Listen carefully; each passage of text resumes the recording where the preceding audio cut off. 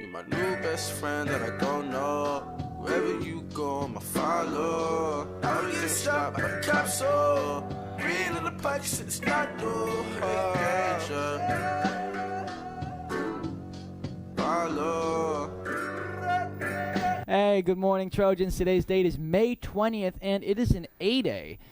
It's also the last Monday of the school year, and I know we're all very happy about that.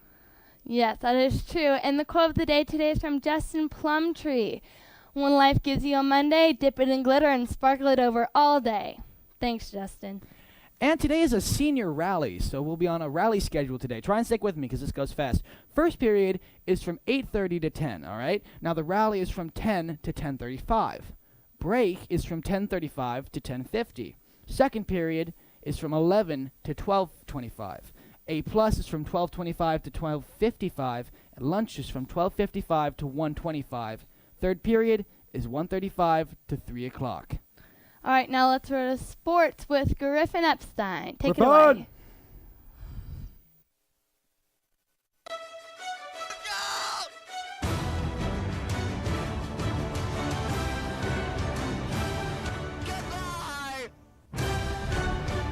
Thanks, guys. Friday afternoon, the 9th-seeded baseball team faced 8th-seeded Casa Grande in the first round of the NCS playoffs. Let's take a look at how the 4th edition of the Egg Bowl rivalry this year went down, and it did not start off well for Petaluma as Casa jumped on the first two Trojan pitchers for 4 runs in the first 2 innings. The Gaucho bats were unrelentless, taking walks and scoring with ease, but Petaluma would answer. Top of the 3rd, Sam Brown hits another big shot over the right field fence as he stayed hot, and that would cut the lead in half for Petaluma as it was 4-2 at the end of 3. Julian Garahan was finally a stop plug for Petaluma pitching as he retired 5 straight Gauchos. All the momentum on the Trojan side as Joe Brown comes through with this RBI single. The Trojans would add 2 runs in the top of the 4th. We were tied, and then everything fell apart for Petaluma. Bottom 4th as the Gaucho bats got hit after hit after hit and walk after walk after walk. 5 in a row were walked in this inning as the Gauchos scored 6 runs and never looked back after they led 11-4 at the end of this inning, and they would go on to win 16-5 in a mercy rule 6 innings as Petaluma walked 17 Gauchos and could just not slow down Gaucho bats that were unrelentless. For the 2nd straight year, Petaluma baseball's season ends in the first round of the NCS playoffs. If you missed this wild playoff game, it's on our YouTube channel. Meanwhile, Friday and Saturday, 4 Petaluma athletes represented Trojan track and field at the NCS Meet of Champions in Pleasant Hill. In the triple jump, Sydney Dennis had another sparkling performance, smashing a personal record and the best win-considered triple jump in Redwood Empire history of 37 feet and 3 1/4 inches. However, this wasn't enough to qualify for the state meet as Dennis finished a heartbreaking 4th, just 3/4 of an inch behind the 3rd place spot that would have sent her to the state meet. Dennis also finished 21st in the 300 hurdles and 11th in the long jump. Callie Sullivan, in her first Meet of Champions, placed 19th in the 100 hurdles, breaking 13 seconds for just the 2nd time in her career. Tony Mokel also placed 22nd in the triple jump, and Savannah Angler finished 17th in the pole vault. And after Angler qualified for MOC at the Redwood Empire Finals last weekend, we talked with the senior pole vaulter. After an incredible performance in the pole vault, you went all the way to 11 feet 9 inches, almost 2 feet better than your qualifying time to finish 4th.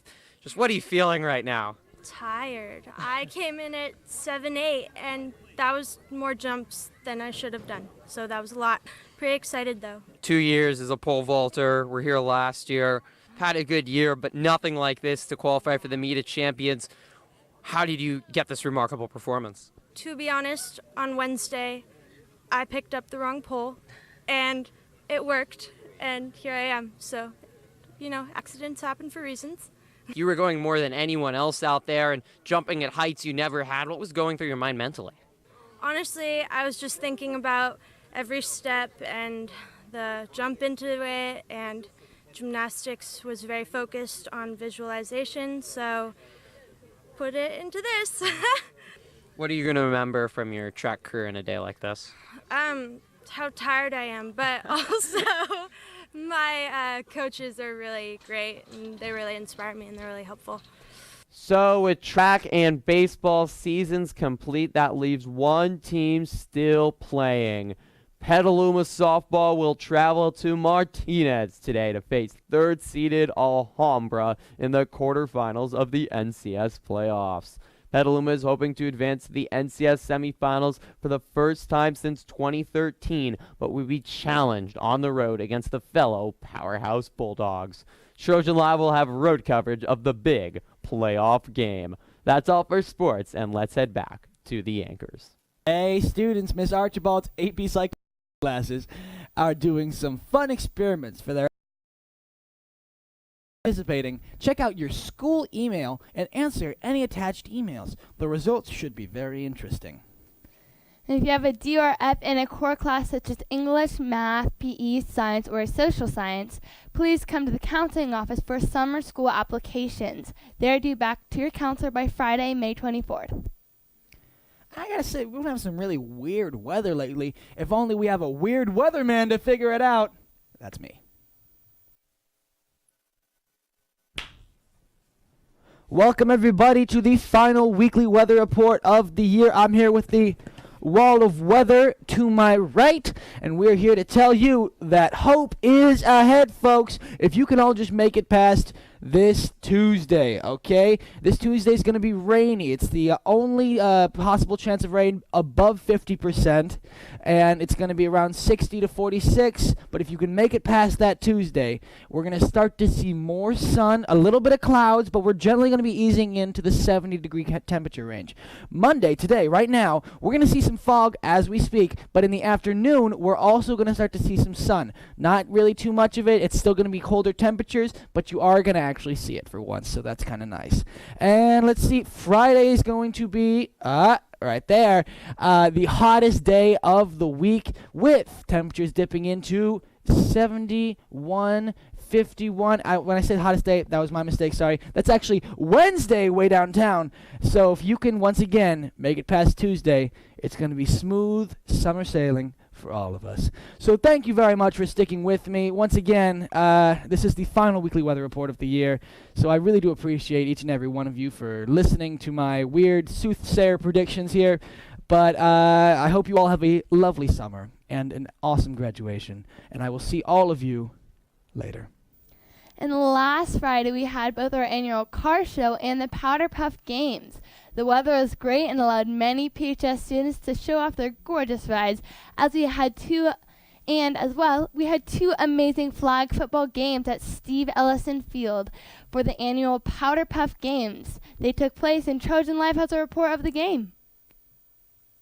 Beautiful afternoon for some fun games of football. The freshmen would take on the sophomores first. It would be an upset by the freshmen, and then on to the big game. Juniors, seniors, it would be a back and forth battle. You can see the juniors striking here an early touchdown as Lauren Hazel in the end zone scores. That would tie the game up at 6 at the end of the first quarter, and fantastic defense was on display. The ball is intercepted there, and many students enjoying the action from the stands, which we continue to heat up on the field. As another interception, Kayleigh Pate would get things going for the seniors as head coach Connor Pedersen coached up the players, and the coaching would turn out well for the class of 2019. India Smith finds Hannah Dillingham downfield. Then a couple plays later, Hannah Harmon into the end zone. Touchdown, seniors, they would take a lead, but it wouldn't stand for long. With the junior coaches watching, they would find jackpot Kaylee Wyand down the field, and she would go all the way. Touchdown, juniors. They were just too good as the class of 2020 stuns the class of 2019. Final score 27-21. Juniors win. Class of 2019 were the biggest losers. With the victory by the juniors, they take the 2018-19 PHS Class Cup and bragging rights for the rest of the year. And tune in tomorrow. Thank you so much. Have fun at that senior rally. I'll see you all there. And make it a great day. Is that what you didn't tell Knox?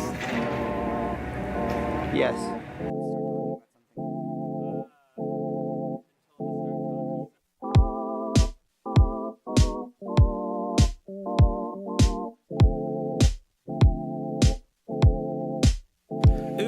gave away all the stuff that I had away, and I'll never express myself, and I'll always expect some pain coming out of my shoulder, gashing the middle of my Like a little bit of school and everything. Yeah, do it. All right, cool. big break, pushing over when I know what I could do. I listen up into you. I hope that you see me